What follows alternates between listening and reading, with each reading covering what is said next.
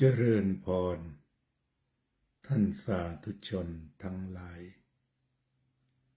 รายการธรรมทานจากวัดพุทธปัญญาเมืองโพโมนารัฐแคลิฟอร์เนียประเทศสหรัฐอเมริกามาพบกับท่านผู้ฟัง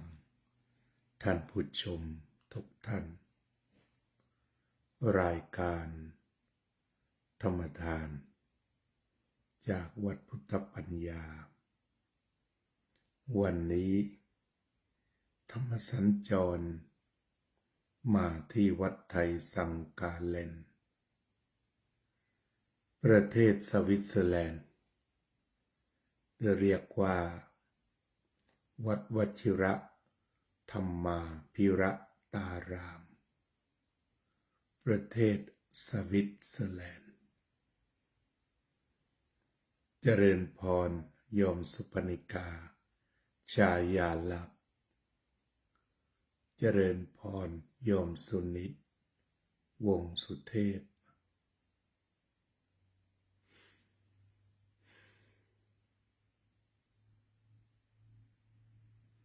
อากาศในฤดูหนาวไม่ถึงกับหิมะตกแต่ในหุบเขาที่วัดตั้งอยู่บนเขาข้างล่างเป็นหุบเขานั้นหมอกจะปกคลุมเกือบจะทุกวันก็กำหนดไม่ได้บางวันก็มีแสงแดดบ้างแต่วันนี้ไม่มีวันนี้มิดหมดเลยบางวันช่วงจัดรายการบ่าย3 โมงก็จะมีแสงแดดมาบังโยมทิติมามาเธอโยมบัวพันหอลเจริญพร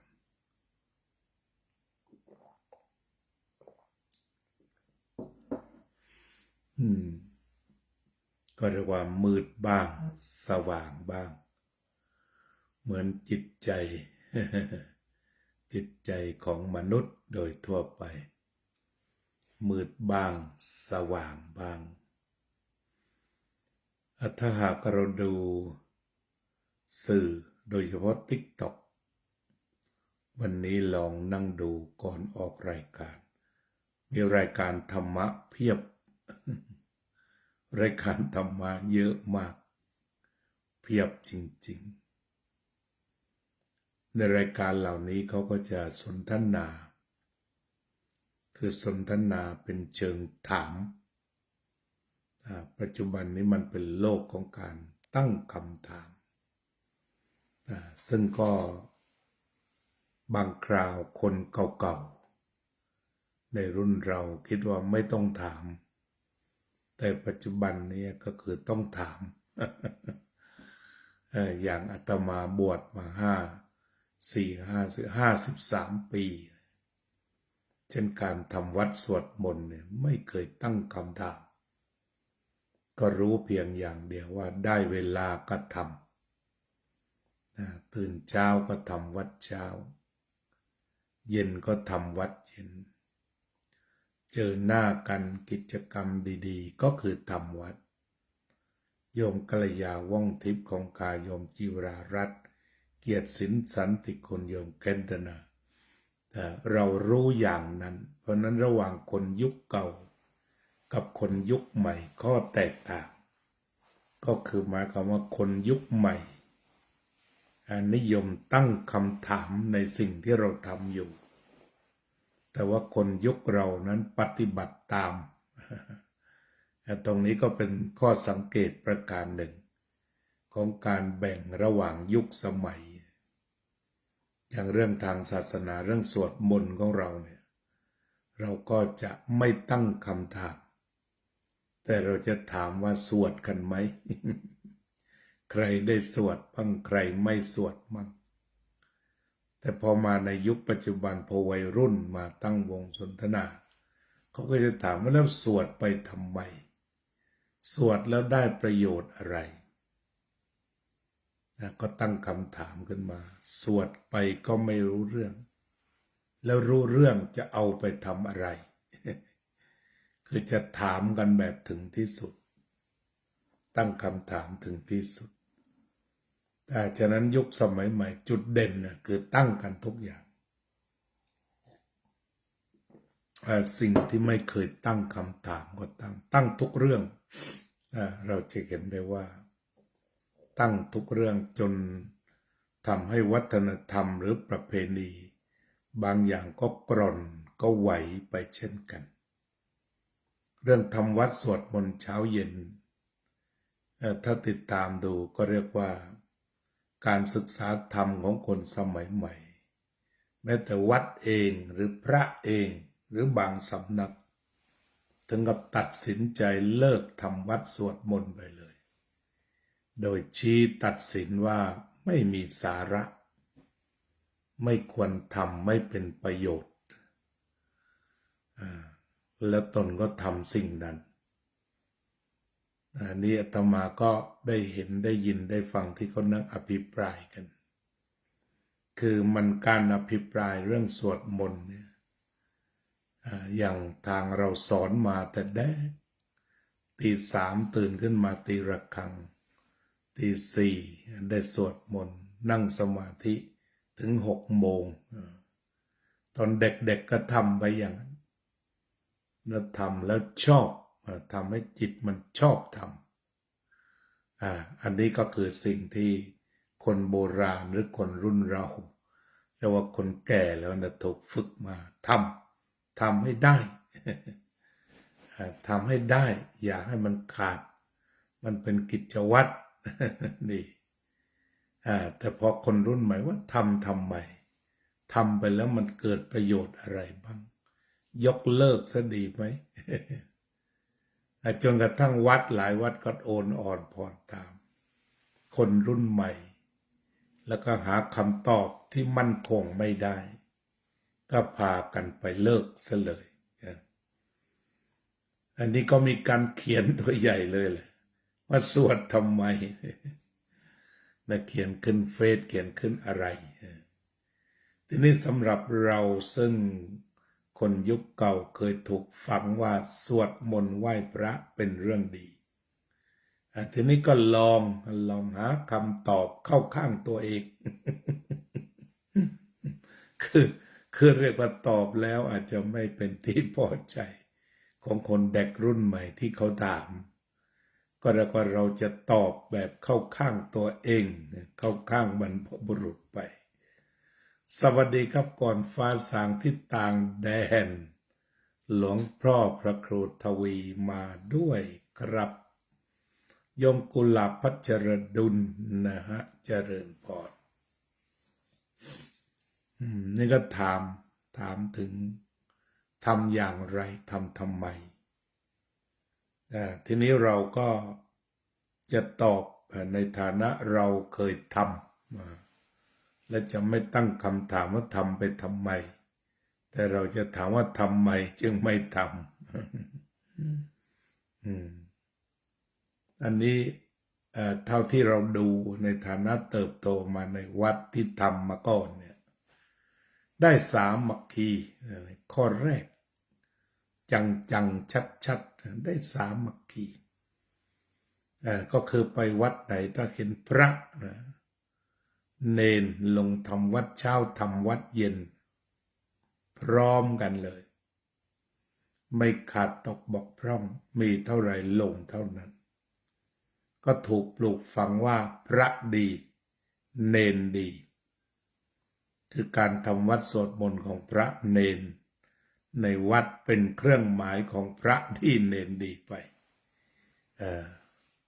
ก็อาจจะมีข้อโต้แย้งอื่นๆแล้วแต่ว่าอันนี้ก็เป็นส่วนหนึ่งที่เรามีความรู้สึกว่า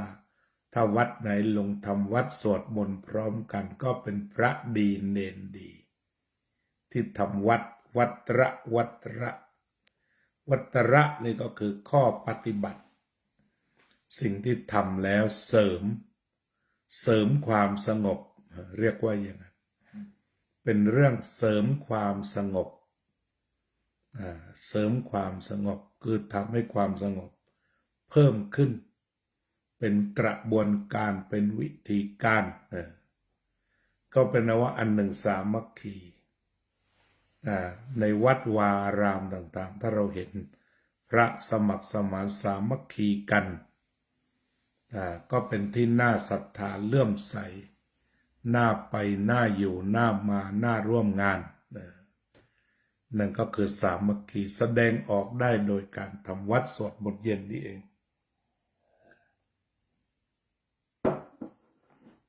ทีนี้ต่อมาเรื่องสวดมนต์นี้ก็ลามไปยังประชาชนก่อนหน้านั้นก็ไม่ค่อยจะมีแต่ช่วงหลังประชาชนเองบางกลุ่มนะไม่ได้มากไปรวมกลุ่มกันก็สวดมนต์นี่แหละสวดมนต์ตามบ้านเลือกบทสวดมนต์ดีๆแล้วก็มาสวดกันอันนี้ก็มีอยู่จริงโดยวัดบางวัดในกรุงเทพหรือในต่างจังหวัดพอเย็นลงเขาก็เดินทางเข้าวัดแล้วก็มาทำวัดร่วมกับพระแล้วก็ถือว่าเป็นปรากฏการณ์ใหม่แต่การที่พระทำวัดเย็นนั้นเป็นเรื่องเก่าเลยอย่างน้อยก็ตั้งแต่ยุคโบราณอยุธยารัตนโกสินทร์มานี่แหละแต่ว่าช่วงหลังในญาติโยมมาทำด้วยแล้วก็ถึงกับเป็นที่นิยมหนังสือเบสเซลเลอร์ก็กลายเป็นหนังสือสวดมนต์ไปนมัสการท่านอาจารย์ใกล้ส่งท้ายปีเก่าต้อนรับปีใหม่ปี69ให้อาจารย์มีความสุขภาพแข็งแรงเป็นกำลังศรัทธาแก่ญาติโยมอยู่คู่พระพุทธศาสนาตลอดไปขอบคุณครับและขณะเดียวกันก็อวยพรกลับให้ท่านอาจารย์พระครูทวีมีสุขภาพแข็งแรงมีสุขภาพสมบูรณ์เป็นกำลังใจเป็นที่พึ่งของพี่น้องในเขตพะโต๊ะเลยเนี่ยอาจารย์ทำงานกว้างมากเขตพะโต๊ะไปยันระนองแต่ว่ามีรัศมีเป็นที่พึ่งก็ขอให้ดูแลเบาหวานอย่างว่าพวกเราทั้งสองก็มีปัญหาเบาหวานก็ดูไปด้วยก็มีโรคหลักแบบนี้แหละถ้าเราสามารถดูแลเบาหวานจัดการน้ำตาลไม่ให้สูงนักก็ไปได้ดูแลแผลเท้าให้ดีอย่าให้เกิดแผลเป็นอันขาดแล้วก็ดูแลระดับน้ำตาลดีๆควบคุมให้อยู่ในภาวะที่พอสมควรโดยเฉพาะอาจารย์ทวีเองเนี่ยก็จะต้องอยู่คู่พระศาสนาไปนานๆเพราะว่าพระสงฆ์ที่ทำงานขนาดนี้หาได้ยากเนี่ยโดยเฉพาะจังหวัดชุมพรเราปีนี้พระมหาเถระหลายท่านก็จากพวกเราไปซึ่งแต่ละท่านในมีบทบาทมากแต่มันก็ถึงเวลาละนะอายุ80-90กันถึงเวลาก็ต้องเดินทางเป็นเรื่องธรรมดาขอบคุณครับที่เข้ามาอวยพรปีใหม่และอวยพรให้อาจารย์เช่นเดียวกันก็เป็นว่าเรื่องทำวัดสวดมนต์นั้นสร้างความสามัคคีของสงฆ์ได้ดีต่อจากนั้นก็ญาติโยมมาช่วยสามัคคีด้วย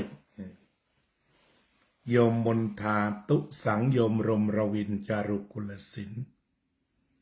บางแห่งการสวดมนต์นี่สำคัญแล้วก็ทำกันมากอย่างในฝ่ายศาสนามหายานอาตมาเคยไปที่10,000 บุดดาที่เมืองยุคายาเย็นคนจะไปทำวัดสวดมนต์เย็นเป็น100 คนอันนั้นก็มีอยู่จริงที่เราก็ลองไปหาประโยชน์ คือไม่ไปถามเพื่อจะเลิกว่าสวดทำไมในเชิงประโยชน์เราก็จะเห็นอีกมุมหนึ่งถึงการสอดคล้องว่าอย่างเมืองยุคยาคนที่มานั้นเป็นชาวจีนส่วนใหญ่ก็เป็นเจ้าของธุรกิจที่มาสวดมนต์ก็น่าจะเป็นการเสริมความสงบเสริมความผ่อนคลายให้กับชีวิตประจำวันแต่ละวันกว่าจะจบฉะนั้นเขาก็เลือกจบลงด้วยความสงบแต่การมาทำวัดสวดมนต์ก็จะเริ่มตั้งแต่20:00 ยัน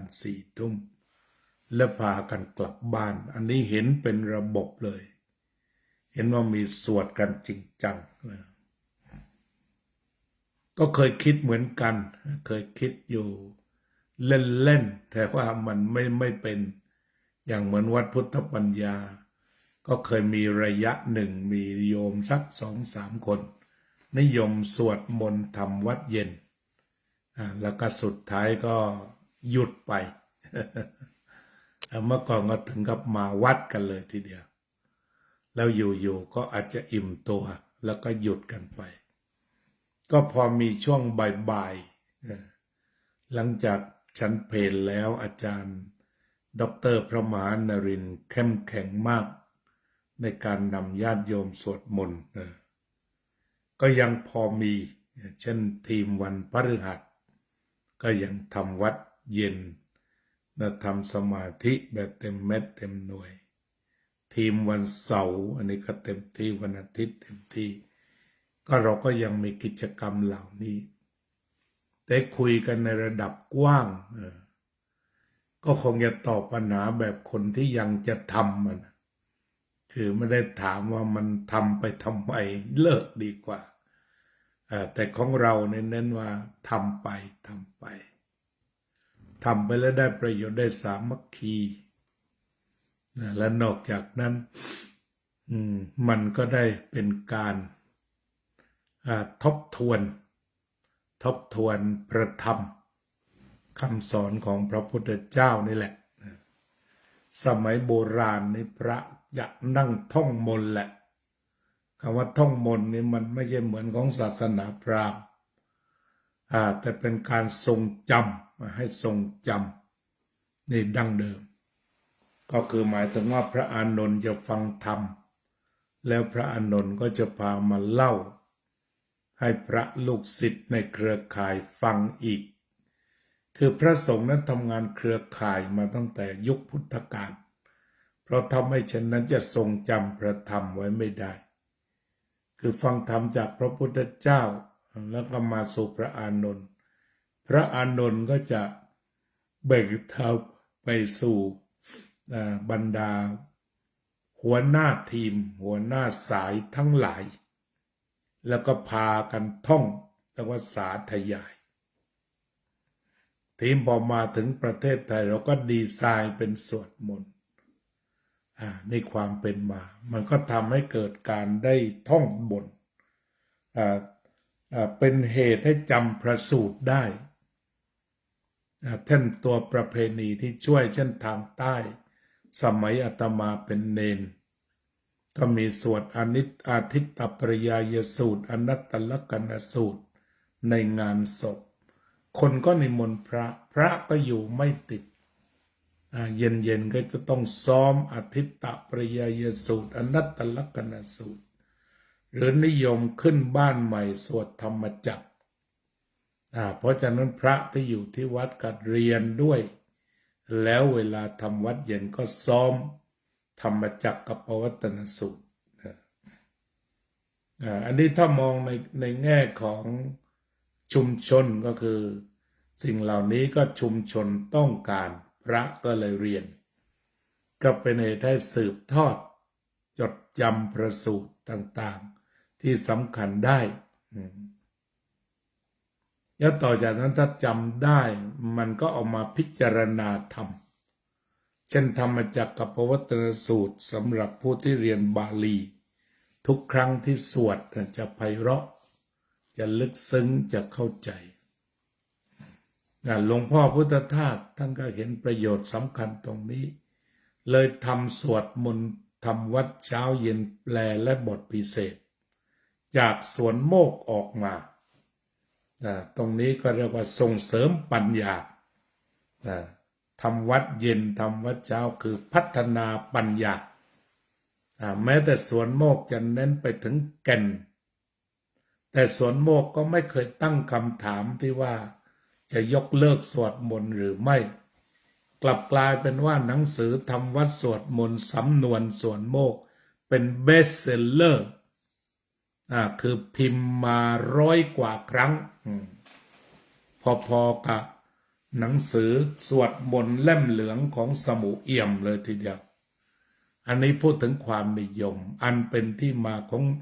เด็กรุ่นใหม่ที่ถามว่าสวดทำไมนอกจากนี้ก็ยังพยายามที่จะบอกว่ามันไม่ใช่พุทธมันเป็นพราหมณ์คือมาตัดสินแหละก็บอกว่าการทำวัดสวดมนต์ก็คือเรื่องศาสนาพราหมณ์ก็หมายถึงว่าอยากจะว่าร้ายเลยอยากจะกล่าวร้ายไปเลยว่าพระเนี่ยมานั่งสวดมนต์แบบพราหมณ์ไปซะอย่างนั้นก็กลายเป็นว่าตั้งคำถามให้เกิดอกุศลทีนี้จะเป็นพราหมณ์หรือจะเป็นพุทธมันก็อยู่ที่ทีท่าถ้าสมมติว่ารู้สึกว่าต้องอ่อนวอนแล้วก็ได้อะไรที่มันอ้อนวอนแล้วมันได้อะไรจากพระรัตนตรัยอันนั้นก็ไม่ต่างจากพราหมณ์แต่ถ้าคิดว่าจะได้ระลึกถึงได้คิดถึงพระคุณของพระรัตนตรัยในบทสวดนั่นแหละแบบที่สวดมันแปลก็รู้จักแล้วว่าพระคุณของพระพุทธเจ้าอยู่ตรงนี้การรู้จักคุณของพระพุทธเจ้าเนี่ยใจที่มันโอบอ้อมใจที่มันกอดรัดอยู่กับบทสวดพระคุณของพระพุทธเจ้าล้วนจะประเสริฐกว่าจิตใจที่ไปเพ่งโทษคนอื่นหรือจาจิตใจที่ไปอยู่กับเหล้ากับเบียร์กับบุหรี่ต่างๆห่างกันมากเอาใจมาอยู่กับพระพุทธคุณพระธรรมคุณพระสังฆคุณจะประเสริฐกว่าไปอยู่กับเหล้ากับเบียร์กับแท็กขับบาร์คาราโอเกะหรือละโมบโลภมากต่อสิ่งอื่นจะได้ปลดปล่อยวางลงนำใจมันลงอยู่กับพระพุทธคุณพระธรรมคุณพระสังฆคุณที่เราเรียกว่ามีพระรัตนตรัยเป็นที่พึ่งคือมันจากการดิ้นรนขวนขวายต่างๆจนเหนื่อยใจในที่สุดก็ใช้การสวดมนต์เป็นที่พักใจเป็นกิจกรรมพักใจของแต่ละวันตรงนี้ฆราวาสก็ทำได้จะสวดสั้นหรือสวดยาวแต่มันได้พักใจจากกิจอื่นที่จะต้องนำไปทั้งวันด้วยโลภโกรธหลงแต่ให้กลับมาวางใจในพระพุทธคุณพระธรรมคุณพระสังฆคุณอันเป็นเรื่องบริสุทธิ์ผุดผ่องอันนี้ก็คือสวดมนต์ทำไมก็สวดแบบนี้แหละก็เอาประโยชน์ช่างนี่แหละคนไม่เห็นประโยชน์ก็ต้องพูดว่าเชิญตามสบายกันแล้วกันแต่สำหรับผู้เห็นประโยชน์นั้นก็ยังทำต่อไปในเชิงฟังแล้วซึ่งก็มีเช่นเราถือว่าได้มาเข้าเฝ้าพระพุทธเจ้าทั้งเช้าและเย็นเรามีพระพุทธเจ้าเป็นที่เคารพสูงสุดก็อบอุ่นใจเมื่อได้เฝ้าพระพุทธเจ้าที่ถ้ามาแล้วมันได้ความสงบก็พบพระพุทธเจ้าองค์จริงดังที่พระองค์ได้ตรัสไว้ว่าผู้ใดเห็นธรรมผู้นั้นเห็นเรางั้นเวลาที่เราสวดมนต์เรารู้สึกเลยถึงความสงบถึงความสะอาดถึงความสว่างอันเหมือนกับรัศมีพุทธภาวะของพระพุทธเจ้า เราก็ถือว่าได้เข้าถึงพระพุทธเจ้าพระองค์จริงในเวลาสวดมนต์นั้นด้วยเลย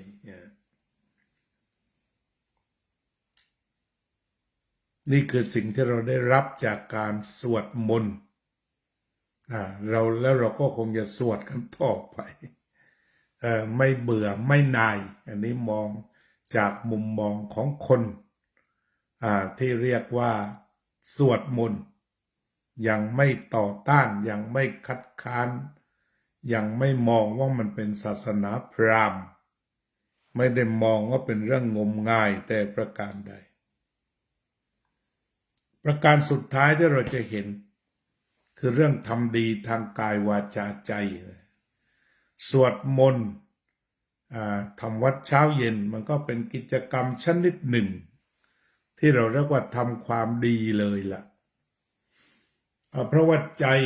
คนใจดีจะไปสวดมนต์มีความขยันต้องอดทนจึงไปสวดมนต์ได้ดีทางใจได้ดีทางวาจาบทสวดจะไม่มีการพูดเท็จพูดคำหยาพูดส่อเสียดปุ๊บเพ้อเจ้อมันเป็นบทบริสุทธิ์คือถ้าแปลได้ก็ยิ่งเป็นพระธรรมมันลึกล้ำอันนี้ก็ถือว่าได้ทำความดีให้ถึงพร้อมทั้งทางกายวาจาและใจในเวลาสวดมนต์ใจถ้าใจได้สงบไปตามเสียงนั้นก็เรียกว่าความดีทางกายวาจาใจถึงพร้อมในสวดมนต์นั้นวันนี้ก็คงจะเอากันแค่นี้นะนั่งสมาธิซะหน่อยเพราะการสวดมนต์คือบทส่งเสริมการทำสมาธิ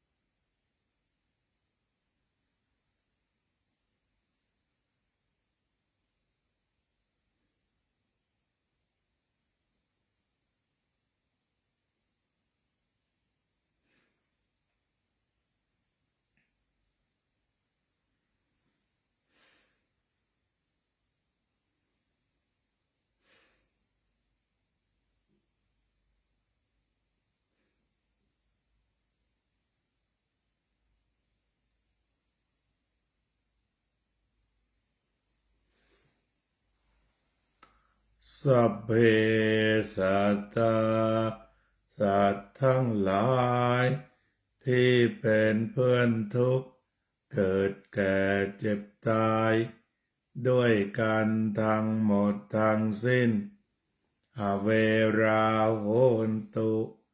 จงเป็นสุขเป็นสุขเถิดอย่าได้มีเวรแก่กันและกันเลยอัพพยาปัชชาโหนตุจงเป็นสุขเป็นสุขเถิดอย่าได้พยาบาทเบียดเบียนซึ่งกันและกันเลยอนิฆาโหนตุจงเป็นสุขเป็นสุขเถิดอย่าได้มีความทุกข์กายทุกข์ใจเลยสุขีอัตตานังบริหารันตุจงมีความสุขกายสุขใจรักษาตนให้พ้นจากทุกภัยทั้งสิ้นเถิดอภิวาทนาสิลิสะนิจจังวุธาปจายโนจัตตารโอธรรมาวัฏันติอายุวันโนสุขังพลัง